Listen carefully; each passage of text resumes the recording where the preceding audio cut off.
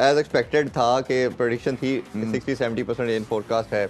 Obviously दोनों side पे पूरी दुनिया की, जिस तरह हमने बात की, आई बॉल्स थी इस मैच के लिए, बहुत इंपॉर्टेंट था। कैसे देखा पहले इनिंग्स के हवाले से अगर बात करें, शाहीन ने उसी तरह परफॉर्म किया जो हम एक्सपेक्ट कर रहे थे, लिथल थे, बड़ा शानदार किस्म का, खासतौर पे जैसे उन्होंने रोहित को आउट किया और फिर विराट कोहली। देखिए ये पहली दफ़ा ऐसा हुआ है कि स्टेटिस्टिकल लिहाज से बिल्कुल स्क्रिप्ट वैसी थी जैसे होनी चाहिए।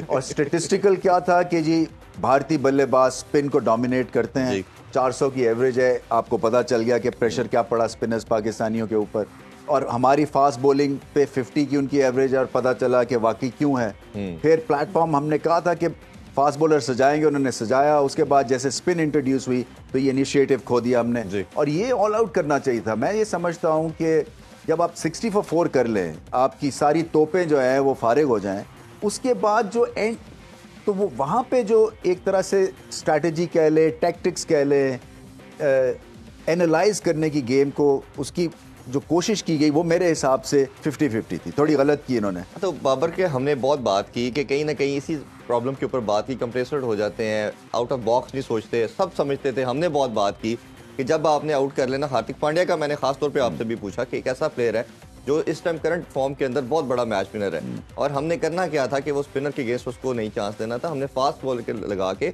उसको आउट करना था। तो हमने देखा कि 2-3 ओवर फास्ट बॉलर है, साथ स्पिनर आगे, दोनों एंड से आगे, और उसको अपॉर्चुनिटी दी हमने। देखिए ये जो है ना कि जी एंड में ज़रब तकसीम दे के कि मेरा कॉम्बिनेशन क्या बनेगा और उसके ओवर्स कितने रह जाएंगे और उसके ओवर्स, ये बात सोचने की नहीं होती है तब। फिर आपको you need to go for the kill, और फिर आपको ये मैच 40 ओवर या 38 ओवर में ख़त्म करना चाहिए था, और उस हिसाब से फिर आपके बॉलिंग रिसोर्सेज यूज़ होने थे।